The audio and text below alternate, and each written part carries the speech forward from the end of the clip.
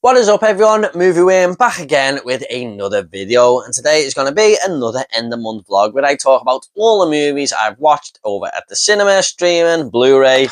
You know the gist of these now. I do them every month and I really enjoy doing these. I hope you all enjoy it as well. I've got quite a few watches to get through here, so let's just get into it now with the first thing that I watched in June 2024. Can't believe it's July. I really can't. My birthday month, yay. Anyway, some of you may know I've been watching the Friday the 13th movies. I bought the Scream Factory box set, and it's been a long time since I've gone through these films. So I was up to Jason Goes to Hell, the final Friday. I talked about the Manhattan one, sorry, in the last video.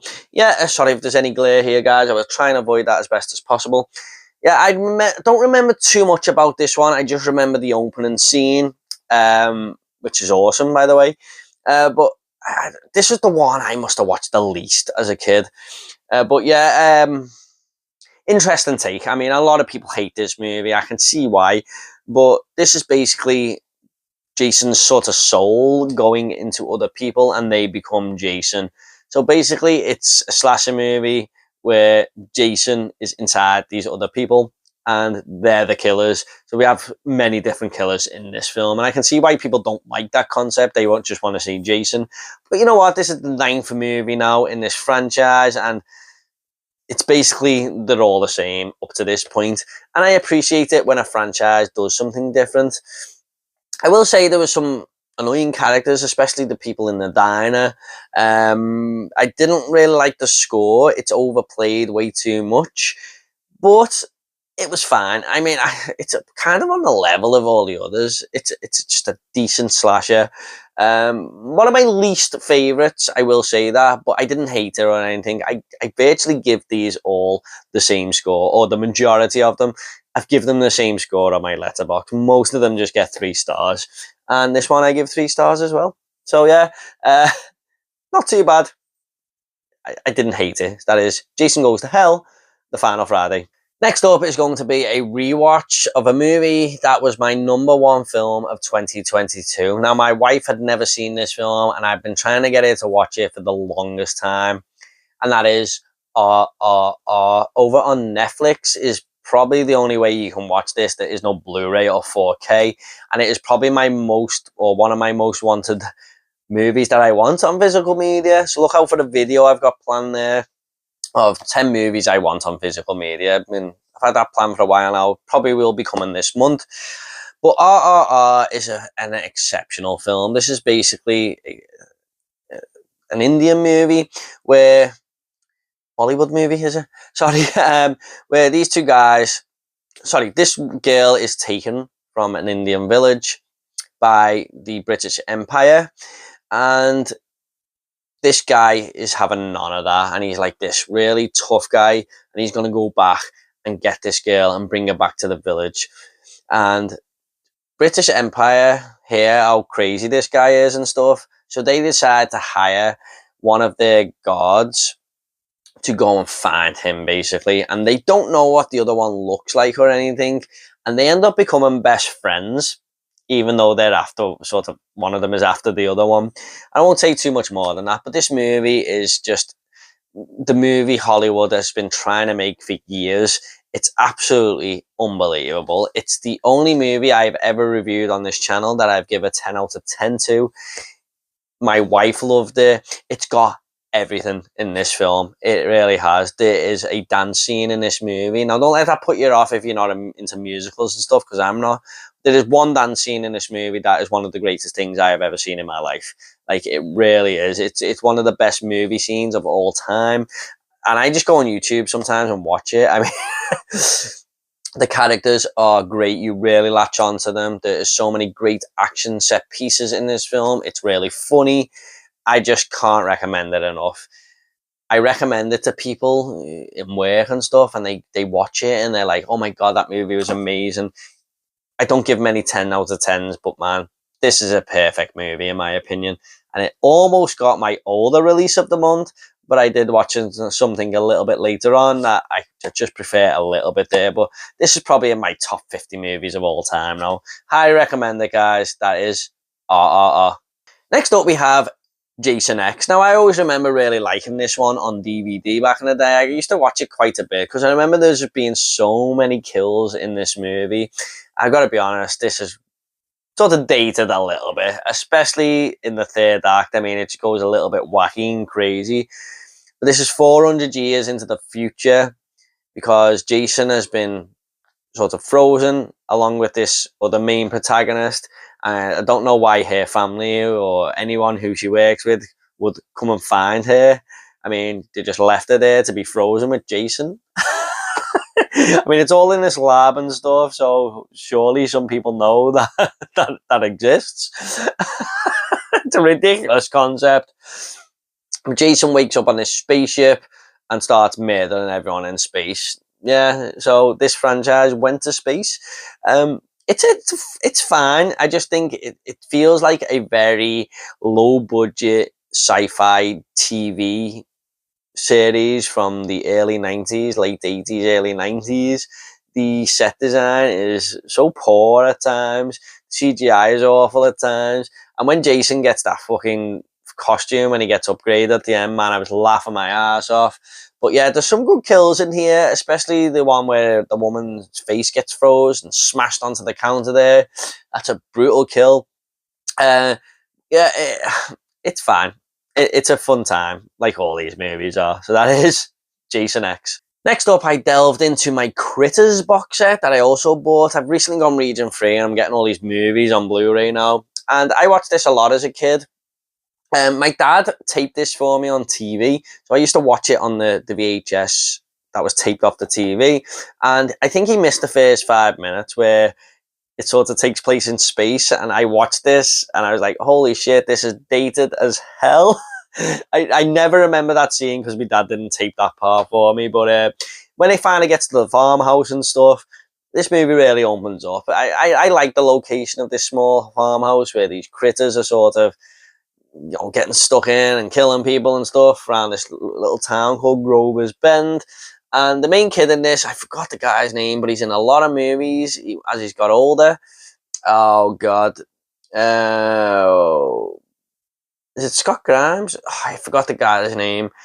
Just the red-haired kid in it anyway. He's a great character, I think. The father is really weird in this movie, though. But yeah, I just have a fun time with this. These 80s movies are so easy to watch. And I could watch this again, even though I've just watched it. It's just an easy 85, 90 minutes just to throw on and have fun with. Yeah, really enjoyed Critters, just like I did back in the day. So that is Critters. Next up, we have the remake of Friday the 13th, as I was carrying on my Friday the 13th series watch. And I gotta say, guys, I didn't love this movie when I first watched it in 2009. I thought it was okay. But I've got to say, I think this is the best Friday the 13th film. And that might be blasphemy to some of you. But I absolutely loved it. I mean, Jason in this movie is brutal as hell. Derek Mears does a great job of playing him here. There are some great kills that weren't cut down by the MPA or anything. One kill involving a girl in a sleeping bag being burnt while she's locked in it. Oh my God, I was like, holy shit. The one thing I didn't like about this movie when I first watched it was Jason taking people hostage and stuff. But I've got to realise that this is a remake. This is a reimagining. Why do everything the same? I feel the same when I see movies like Rob Zombie's Halloween 2. You know, franchises that do something a little bit different. I'm good with that. So for me, I just had a great time with this. It was excellently paced. You know, the characters in it, some of them are assholes, but you know, some of them are okay. And I just really enjoyed it. I love the modern take on Friday the 13th here. And why so many people hate it, I do not know. I mean, I'd be happy to just get a sequel to this instead of a remake again. But we'll see what happens there. But I just had a great time with this. Some great kills. Some of the best gore in the series, if not the best. Just an exceptional remake, I think. So, yeah, that is Friday the 13th, the 2009 remake. Next up, I watched the new Netflix short movie, Under Paris. Now, I didn't have any hopes for this going in. I was kind of excited because it's a shark movie, but I thought it's just going to be a letdown again. I've seen so many letdowns in the shark movie genre lately, like Black Demon and stuff. No Way Up. But this was a surprise for me. This is kind of like Deep Blue Sea meets Jaws. Obviously, it's not as good as them movies, especially Jaws. But there's like a political thing going on here with sharks infesting this river. I forgot the name of the river in Paris. And there's a political thing going on whether this event should go ahead with these shark-infested waters. But also the sharks are kind of like the sharks out in Deep Blue Sea where they're kind of mutated and stuff. I was surprised how far this movie went with the gore. I thought, that was welcome. There was some really good, a welcome addition, should I say. There were some really moments where lots of people were being killed at once, like a couple of times there, and there's blood everywhere and stuff. It really does go for it with the violence. I think the CGI on the sharks is a little bit, it's quite terrible at times, especially when there's lots of sharks on the screen at once. Also, this movie takes a good 45 to 50 minutes to get going. I mean, you've got to stick with it to get to the good stuff, really. There's some terrible character decisions in this movie. One that the mayor makes, where I was just absolutely screaming at the TV. But apart from that, it's a fun enough time. It's a good, decent little shark movie, I think. And a good location to have it in this river in the middle of the city. There's a little bit of a change up instead of the ocean, really. So that is Under Paris. Next up, me and my wife just wanted to watch something a little bit simple on a Saturday night. I had a couple of drinks and stuff, and I just thought, something easy, and that is Wedding Crashers. And I'm going to be honest, guys, this is my favourite comedy of all time now. It really is. I've watched it so many times. It's my go-to feel-good movie. I just absolutely love it. This is basically Owen Wilson and Vince Vaughn, who are two single guys who basically crash weddings. They pretend they've been invited and that they're a guest and they're like a distant member of the family and stuff. And they do it so they can sleep with girls at the wedding, because with all the love in the air, women are usually like kind of more up for it, as these guys think in the movie anyway. And they decide to crash the biggest wedding of the year, which is like the secretary or the vice president, is he? Christopher Walken's character in this. It's his daughter's wedding, and they decide to go there. And Owen Wilson kind of wants to get out of this now. He feels like he's getting too old, and Vince Vaughn's like, snap out of it. Come on, we're living life here. And when they get to this wedding, Owen Wilson absolutely falls for Rachel McAdams' character.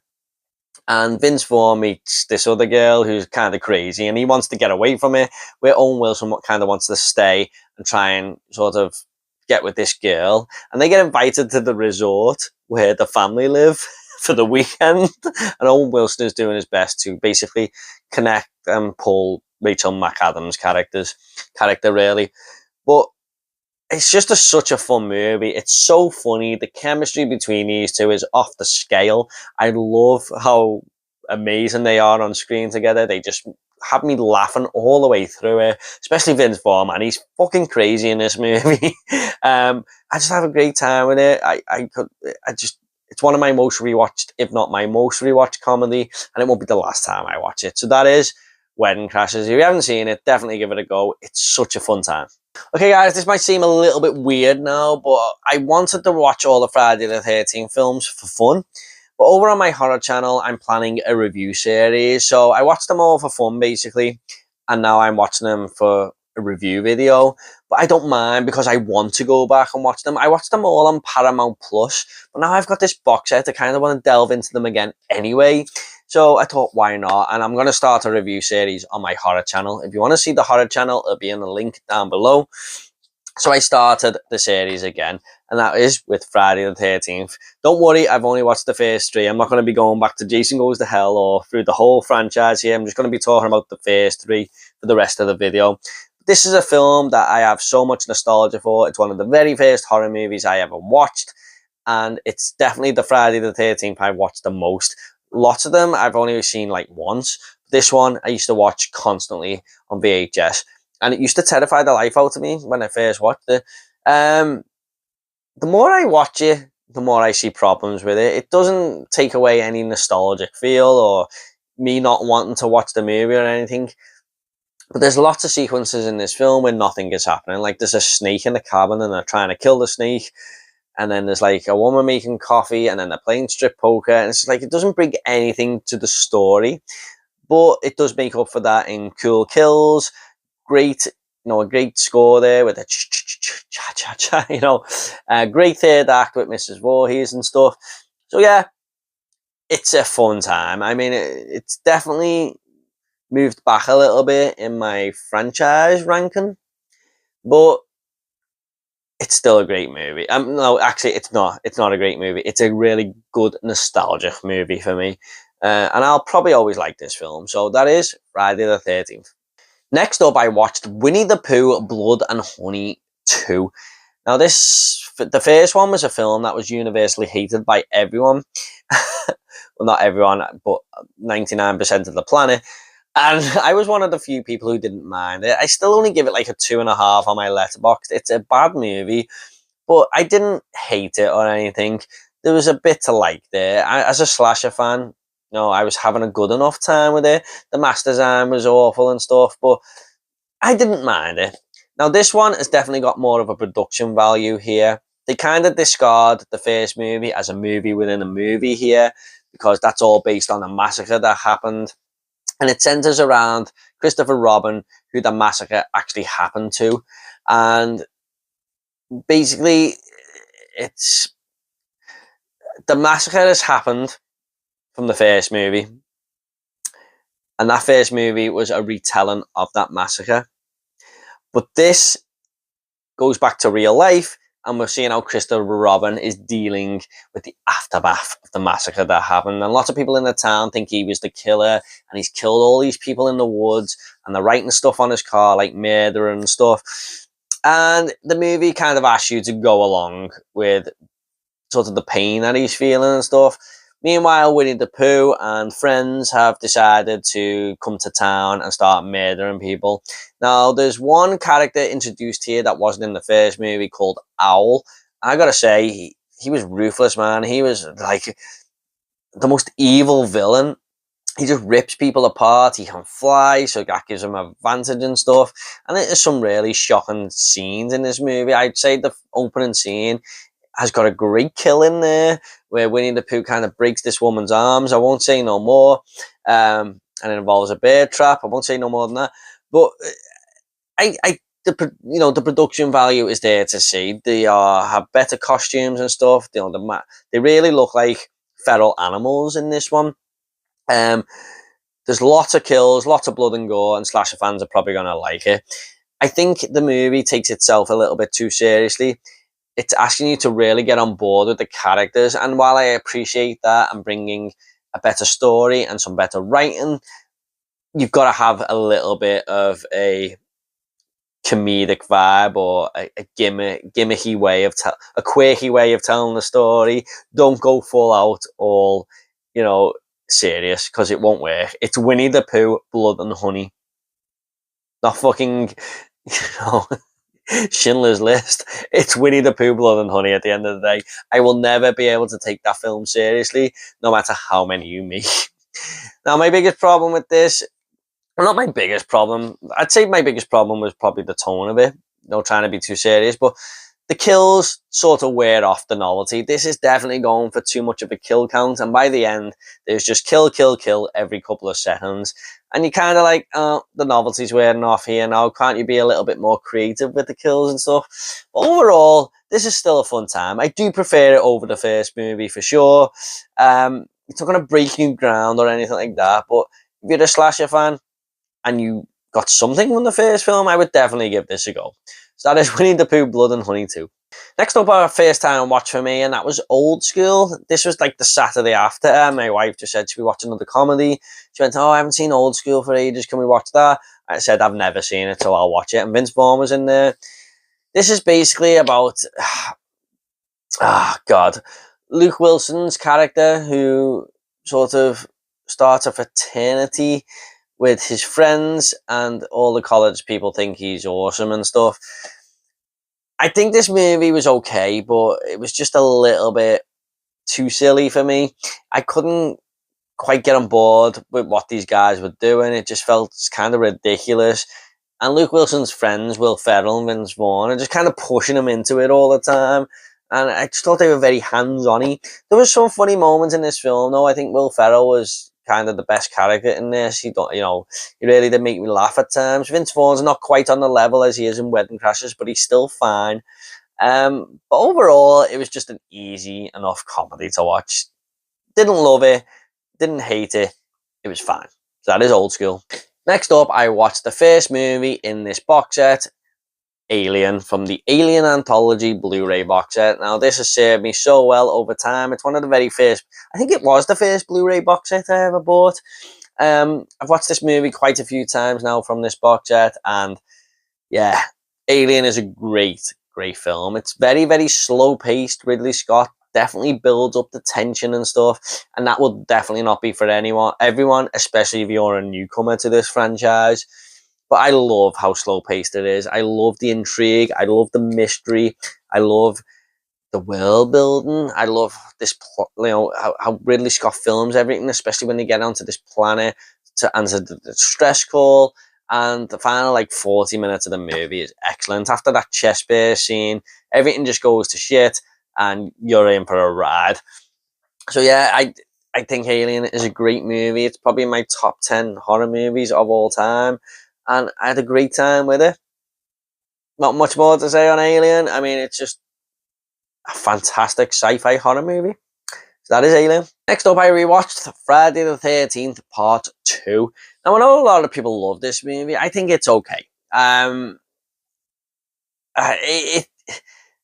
It's basically the same movie as the first one. It does so much the same, where we have it from the first person perspective again, all the kills and stuff, until Jason actually shows up when she lifts the cover over that bed, which is an awesome moment, by the way. The kills are a little bit tame, apart from that wheelchair kill, and the characters are not very memorable. A lot of people love Ginny, the main protagonist, the final girl of this film. I think she's okay. She's nothing special. It's just a decent little slasher movie. I'm not a big fan of Sackhead Jason, I'm not going to admit. I think that's just the stupid costumes, to be honest. There's no way he can see through that hole constantly. That must be pissing him off. Great jump scare at the end, though. I love that.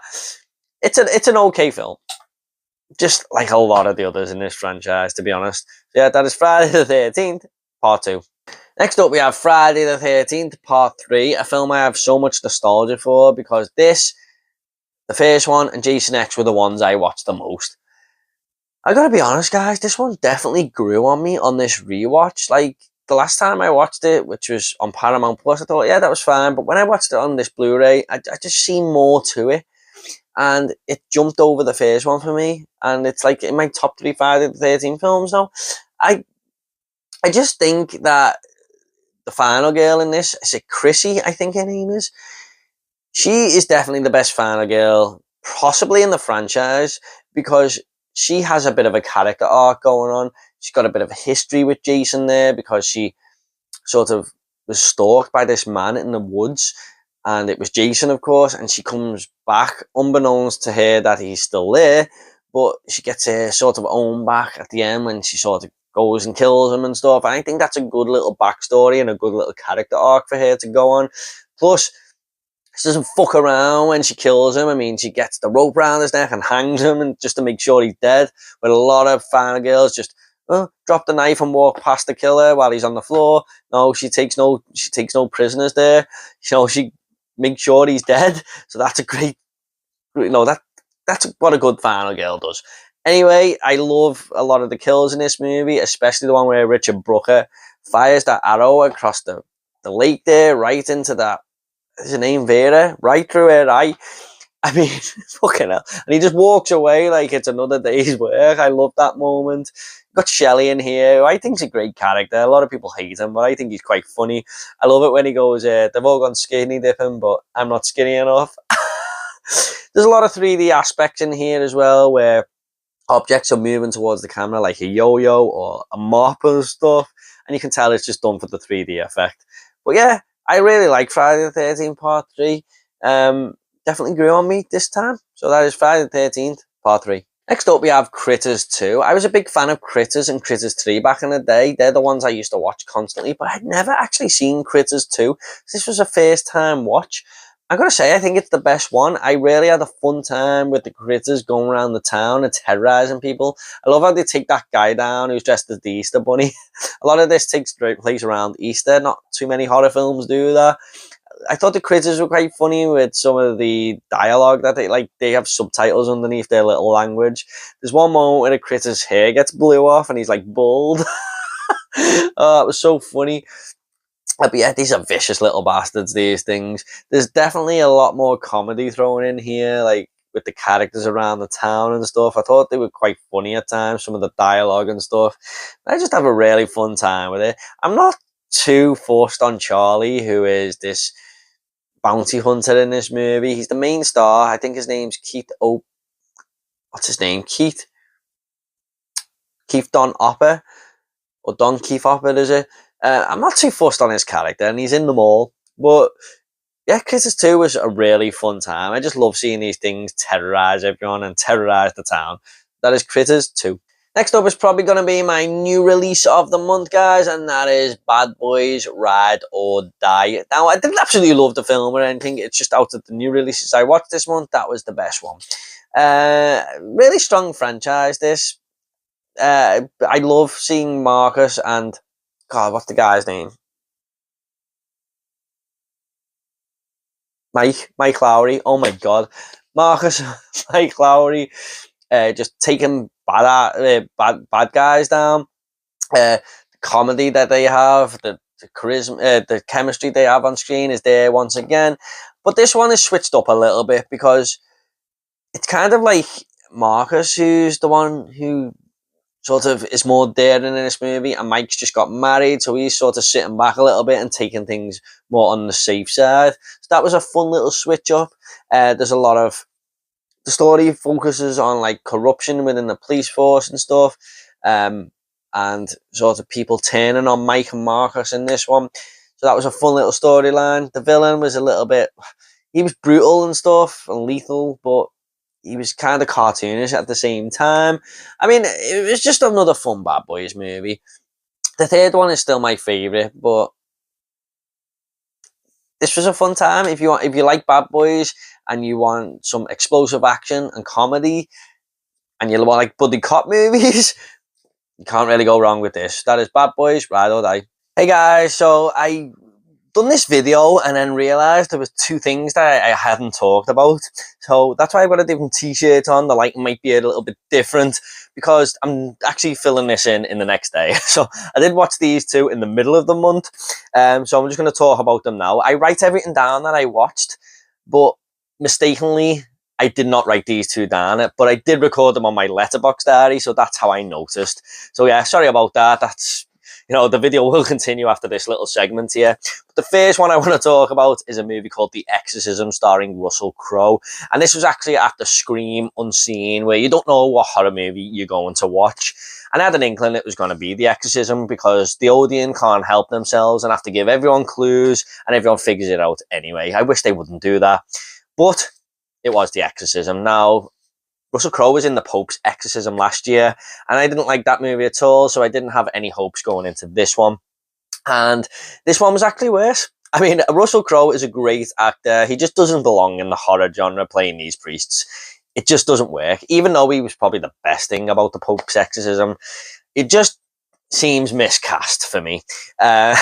So basically, I thought this was going to be a movie where the kid is just screaming and shouting on the bed and stuff, but it's actually not that. It actually goes in a different direction. It's about Russell Crowe, who he's got a troubled past, and he's actually an actor, and he's going to get like this renaissance in his career, and he decides to go and try and star in this movie, which is in fact a remake of The Exorcist. It doesn't actually say that, but that's what it is. And it was an interesting little take, and the first 20 minutes, I was like, okay, I'm going to give this movie a chance, and it just absolutely failed. I mean, it just went in a direction that I just bored me to tears. This movie was so dull, so depressing, and so boring to get through. It was just more like a drama movie, and then it goes into the exorcism parts in the like last 30 minutes, and it was just something you'd seen before when it does that in the third act. I mean, I was really struggling to stay awake throughout this movie. I had to keep pinching myself because I was so bored. I just didn't like it at all. It's the worst movie of the year for me personally. The director who's making the movie, not this actual movie, but the movie within the movie, was one of the most hated characters I think I've seen in a film before, in a horror film. It just didn't work for me at all. So yeah, this is actually at the bottom of my movie 2024 ranking list on Letterboxd. I give it 1 star out of 5, and that was only because some of the performances were good. Russell Crowe's daughter in the movie, I forgot her name, she was fine. But yeah, this movie just didn't work for me on any level, really. So that is The Exorcism. And next up is How to Rob a Bank on Netflix. This is a documentary. It's not a series or anything like that. It's just a 190-minute documentary, or it might be a couple of hours actually. And this is about a bank robber called Hollywood. Now, I had watched a documentary on this a couple of years ago. I actually spoke about it on the channel, but it was only on some YouTube channel that had old TV documentaries on there from like the 90s and stuff. And I watched one of them, and it was about this guy called Scott Scurlock, who was nicknamed by the FBI as Hollywood, and he used to rob banks in Point Break style, with like a weird-looking sort of mask and a moustache and sunglasses and stuff. He just disguised himself as this guy with long hair, and in fact, he did have long hair, but he looks totally different when he's robbing the bank, basically. And he basically lives in this tree house that he built and stuff, which I didn't actually know about that until I watched this one. But him and his friends decide to rob a few banks, and they start to go bigger and bigger. Like, they're just robbing little bits of cash here and there, but they decide to go bigger and bigger and start hitting all the biggest banks. And the documentary focuses on his personal life because there's lots of home video from when he lived in the treehouse and stuff. It focuses on the bank robberies, obviously, and it also talks to some FBI people who are trying to track down this Hollywood. And he robbed like 19 banks or something, and they just could not catch him. He was just hitting them at random here and there, and it all sort of comes to a close at the end. I won't tell you what happens with this guy or anything, but it was fine. I didn't like the whole personal life stuff. Every time we went to this treehouse and stuff, it was just really like, it's just so weird that he lives in a treehouse. He's a little bit of a hippie and stuff, like loves nature and stuff like that. And he is just basically living there. I don't think he has a house and stuff. And when it was going to all that, I just found it weird, and it just wasn't connecting with me at all. But all the bank robbery stuff, the FBI stuff, is done really well, and it was very interesting. I mean, a guy who robbed 19 banks, I mean, that takes some going, man. I'm not, saying that's a good thing or anything, but that's got to be some sort of world record. So, definitely worth a watch. Especially if you like heist movies and stuff like that, or real life crime. I think this one will connect with you a little bit. So that is How to Rob a Bank. Now back to the video that was, I was already making. So yeah, sorry about this little segment cut in there. Next up, we have Critters 3. Now, this is one I used to watch constantly, one of the very first VHSs I ever bought. And this all takes place in an apartment block, which is a good little setting for a movie like this, I think. And it stars Leonardo DiCaprio in what I believe is his first ever motion picture or movie, even though I think this was a TV movie back in the day, but whatever. You can tell he's really got star factor there. You can tell he's going to go on to bigger and better things, just by going by this movie, even though he's like 15 in this. But this one, it's not as good. It probably wasn't even good back in the day, but when you're a kid and you just think things are good, definitely not as good as I remember. Although it is still a watchable movie. There's some characters in this I really don't like that live in the apartment, and this guy I'm sure he was putting on this Italian accent, was so annoying. It was just so over the top.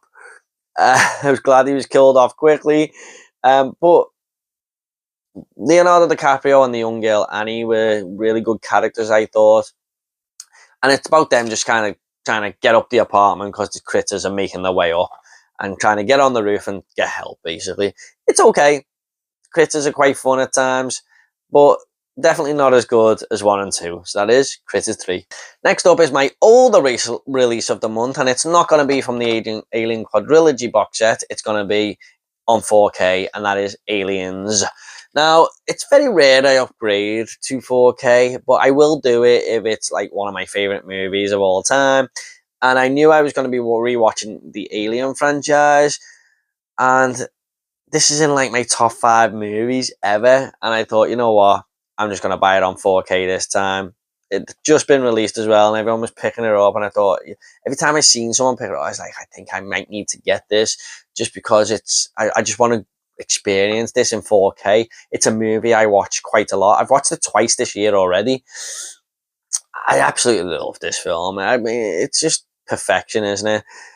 The characters here are just unbelievable. You know, all the Marines and stuff. Ripley with the character arc she goes on by losing her daughter and then sort of getting through, get another chance at motherhood with Newt and stuff here. The dangerous moments we have involving the aliens are awesome, especially the third act where we have this queen and Ripley's got to go and rescue Newt. I mean, every single part of this movie is perfection. I definitely always watch the special edition, also known as the director's cut, because I love the arc that we get more with Ripley. I think the sentry gun scene is in that one as well. You know, where they think they've got these sentry guns, and next minute all the fucking bullets have run out in about 10 minutes. They think they're safe with these sentry guns, and the bullets just go within seconds. Bill Paxton is just incredible in this movie as Hudson. I can gush about this movie for so long. I'm going to be doing a review of Alien and Aliens, possibly Alien 3 and Alien Resurrection as well, leading up to Alien Romulus. So definitely check out my horror channel if you want to see a full review on this coming shortly. But yeah, James Cameron, imagine being a guy who made Terminator 1, Terminator 2, and Aliens. Imagine being that guy. I mean, he's just a master, isn't he? So that is my older release of the month, Aliens, and it looked great on 4K. If I was going to do a turkey of the month, which unfortunately I don't do, especially in this scenario because I wish I did, it would be this one, and that is Critters 4. This is honestly one of the worst pieces of garbage I have ever seen in my life. I gave it half a star on Letterboxd. It is absolutely fucking dreadful. Sorry about swearing, guys, but I hated every second of this movie. I never liked it back in the day, but I only watched it once, and then this just confirms how horrible it is. We don't see any critters in this movie till about 50 minutes in, 45, 50 minutes. It's all in space. The characters are dreadful. You hate a lot of, like, especially the captain in this movie, man. I hated his guts. He was just an asshole, bullying everyone on the ship and stuff. If I thought Jason X looked like a 90s, 80s TV sci-fi show, this one looks like a 1920s one or something. I mean, the set design is awful. It's just a really poor movie. There was nothing to like about it at all. It just absolutely dragged, and it's only like 87 minutes long. But man, I never thought this movie was gonna end. So yeah, I just really didn't like this one. I've got a worst movies of all time list over on my Letterboxd. I'll try and leave my Letterboxd down below if I can remember, guys. And this is like in the top 5 now. It is absolutely dreadful. That is Critters 4. And last up, we do have The Watchers. Now, this is by M. Night Shyamalan's daughter, Shauna Night Shyamalan, I think her name is. Hope that's correct. And this is a directional debut. And going by the trailer, I thought this looked really interesting. It's about this girl, Dakota Fanning, who gets lost in... Is it Dakota Fanning? I think it is. She gets lost in the woods, and she comes across like this sort of room with windows in. And these characters are locked in there, and they say, oh yeah, all you've got to do is stand by the window every day because you can't see the other side of the screen, but there's these like creatures who come and watch us, and they want to watch everything we're doing because we're in a reality TV program. And she's like, what the fuck? And it is a ridiculous concept, but it's a very intriguing one, especially for the first half of the movie. Like, what is going on here? Who is really outside this bunker type house that they're in? And the movie sort of peels away the layers as it goes on, and it starts to involve Irish folklore and stuff like that. And The second half of the movie was just such a disappointment. I didn't like where this movie went. The intrigue is definitely more interesting than the outcome. I mean, the execution was just not there, and unfortunately, it is one of my least favorite movies of the year. So yeah, I hope Shyamalan, Shauna Night Shyamalan. I hope I'm getting her name right. She's definitely got quality behind the camera. There's some really lovely shots and stuff here, and hopefully she can pick it back up with her next movie. But not the greatest directional debut from her, and I just didn't really like this movie. And when it was all said and done, I was like, it felt like a waste of time. So that is The Watchers.